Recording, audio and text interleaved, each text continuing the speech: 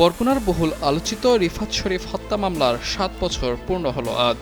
২০১৯ সালের ২৬ জুন বরগুনা সরকারি কলেজের সামনে স্ত্রী আয়েশা সিদ্দিকা মিন্নির উপস্থিতিতেই প্রকাশ্যে কুপিয়ে হত্যা করা হয় রিফাতকে।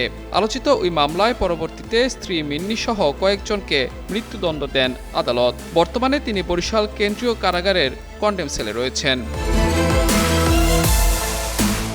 কারাসূত্রে জানা গেছে, মৃত্যুদণ্ডপ্রাপ্ত বন্দী হিসেবে মিন্নি অধিকাংশ সময় নিরিবিলি থাকেন। নিয়মিত নামাজ ও ধর্মীয় অনুশীলনের মধ্য দিয়ে কাটে তার দিন। কারাগারের অন্য বন্দী বা কারারক্ষীদের সঙ্গে খুব একটা কথা বলেন না। কেবল বাবা মা বা স্বজনরা সাক্ষাৎ করতে এলে তাদের সঙ্গে কিছু সময় কথা বলেন। কারা কর্তৃপক্ষের ভাষ্য, কারাগারে তার আচরণ স্বাভাবিক এবং এখন পর্যন্ত কোনো ধরনের শৃঙ্খলা ভঙ্গের অভিযোগ ওঠেনি। ২০১৯ সালের ২৬ জুন বরগুনার সরকারি কলেজ সংলগ্ন এলাকায় রিফাত শরীফের উপর ধারালো অস্ত্র নিয়ে হামলা চালায় একদল যুবক। গুরুতর আহত অবস্থায় হাসপাতালে নেয়ার পর তার মৃত্যু হয়। ঘটনার ভিডিও সামাজিক যোগাযোগ মাধ্যমে ছড়িয়ে পড়লে দেশজুড়ে ব্যাপক আলোচনার সৃষ্টি হয়। হত্যাকাণ্ডের পরদিন রিফাতের বাবা আব্দুল হালিম দুলাল শরীফ বরগুনার সদর থানায় একটি হত্যা মামলা করেন। এতে ১২ জনের নাম উল্লেখ করে এবং আরও কয়েকজনকে অজ্ঞাত আসামি করা হয়। তদন্তের এক পর্যায়ে পুলিশের দাবি ছিল, হত্যাকাণ্ডের পরিকল্পনায় রিফাতের স্ত্রী মিন্নির সম্পৃক্ততার তথ্য পাওয়া গেছে। এরপর ঘটনার প্রায় ২০ দিন পর তাকে গ্রেফতার করা হয়।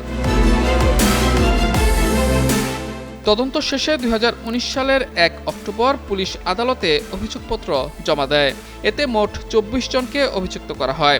প্রাপ্তবয়স্ক ও অপ্রাপ্তবয়স্ক দুই ভাগে মামলার বিচার চলে। ২০২০ সালের ৩০ সেপ্টেম্বর প্রাপ্তবয়স্ক আসামিদের মামলায় আদালত মিন্নি সহ ৬ জনকে মৃত্যুদণ্ড দেন এবং ৪ জনকে খালাস দেন। একই বছরের ২৭ অক্টোবর শিশু আদালত অপ্রাপ্তবয়স্ক কয়েকজন আসামিকে বিভিন্ন মেয়াদে কারাদণ্ড দেন। মামলার শুরু থেকে মিন্নির পরিবার দাবি করে আসছে, তাকে পরিকল্পিতভাবে এ মামলায় জড়ানো হয়েছে। তাদের অভিযোগ, তদন্তের সময় প্রকৃত ঘটনাকে ভিন্ন খাতে নেওয়া হয়েছে এবং রাজনৈতিক প্রভাবের কারণে একজন সাক্ষীকে আসামিতে পরিণত করা হয়েছে। পরিবারের পক্ষ থেকে আরও অভিযোগ করা হয়, গুরুত্বপূর্ণ আলামত ও সিসিটিভি ফুটেজ যথাযথভাবে সংরক্ষণ করা হয়নি এবং তদন্তে নানা অসঙ্গতি ছিল।